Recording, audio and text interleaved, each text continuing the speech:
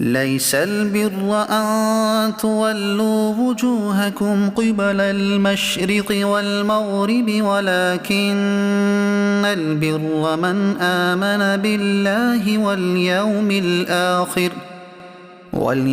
الآخر والملائكة والكتاب والنبيين وآتى المال على حبه ذوي القربى واليتامى والمساكين وابن السبيل والسائلين وفي الرقاب وأقام الصلاة وآتى الزكاة والموفون بعهدهم إذا عاهدوا والصابرين في البأساء والضراء وحين البأس أولئك الذين صدقوا وأولئك هم المتقون۔ کچھ اصل نیکی یہ نہیں کہ منہ مشرق یا مغرب کی طرف کرو، ہاں اصل نیکی یہ ہے کہ ایمان لائے اللہ اور قیامت اور فرشتوں اور کتاب اور پیغمبروں پر، اور اللہ کی محبت میں اپنا عزیز مال دے رشتہ داروں اور یتیموں اور مسکینوں اور راہگیر اور سائلوں کو، اور گردنیں چھڑانے میں، اور نماز قائم رکھے اور زکوٰۃ دے، اور اپنا قول پورا کرنے والے جب عہد کریں، اور صبر والے مصیبت اور سختی میں اور جہاد کے وقت یہی ہیں جنہوں نے اپنی بات سچی کی، اور یہی پرہیزگار ہیں۔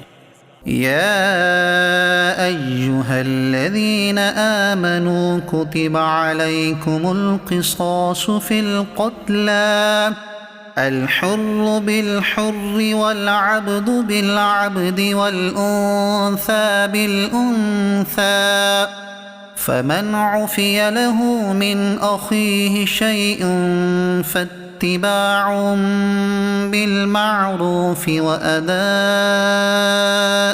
إليه بإحسان۔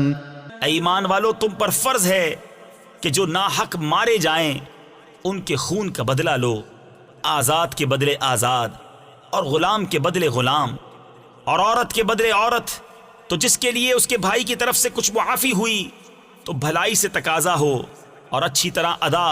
ذلك تخفيف من ربكم ورحمة فمن اعتدى بعد ذلك فله عذاب أليم۔ یہ تمہارے رب کی طرف سے تمہارا بوجھ ہلکا کرنا ہے اور تم پر رحمت، تو اس کے بعد جو زیادتی کرے اس کے لیے دردناک عذاب ہے۔ وَلَكُمْ فِي الْقِصَاصِ حَيَاةٌ يَا أُولِي الْأَلْبَابِ لَعَلَّكُمْ تَتَّقُونَ۔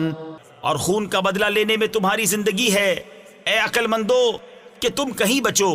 كتب عليكم إذا حضر أحدكم الموت إن ترك خيرا الوصية للوالدين والأقربين بالمعروف حقا على المتقين۔